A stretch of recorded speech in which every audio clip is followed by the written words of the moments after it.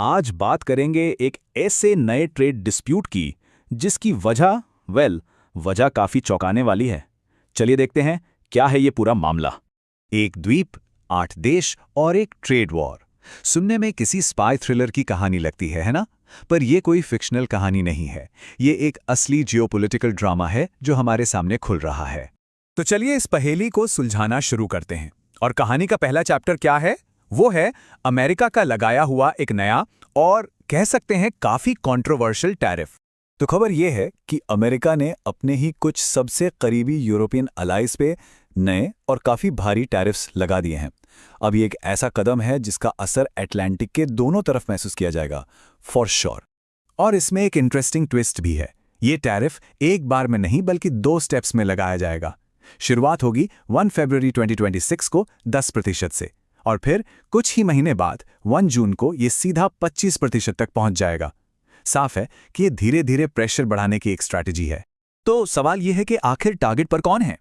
जैसा कि स्क्रीन पर दिख रहा है, ये कोई छोटी मोटी लिस्ट नहीं है। Denmark, Norway, Sweden, France, Germany, Britain, Netherlands और फिनलैंड, ये सब यूरोप के बड़े इकोनॉमिक और पॉलिटिकल प्लेयर्स हैं। ओके, तो यहां तक तो बात क्लियर है, एक नया टैरिफ लग रहा है। लेकिन असली सवाल तो ये है कि आखिर ऐसा हो क्यों रहा है। चलिए अब इस पूरे मामले के सबसे शॉकिंग पार्ट पर आते हैं। तो सवाल वही है, क्यों? आखिर अमेरिका अपने ही दोस्तों, अपने एलाइज को क्यों टारगेट कर रहा है?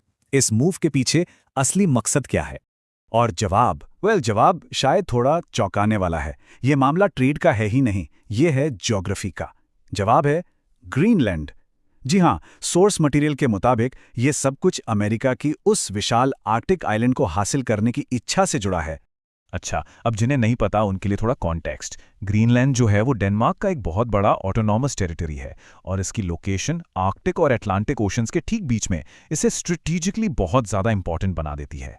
और अगर इस कनेक्शन पे कोई शक था भी, तो ये कोर्ट उसे पूरी तरह साफ कर देता है। सोर्स के मुताबिक प्रेसिडेंट ट्रंप ने सीधे सीधे कहा, अगर ग्रीनलैंड पर कोई डील नहीं होती है तो टैरिफ्स बढ़ाए जा सकते हैं। मतलब ये एक सीधी सीधी धमकी है। टैरिफ को एक हथियार की तरह इस्तेमाल किया जा रहा है।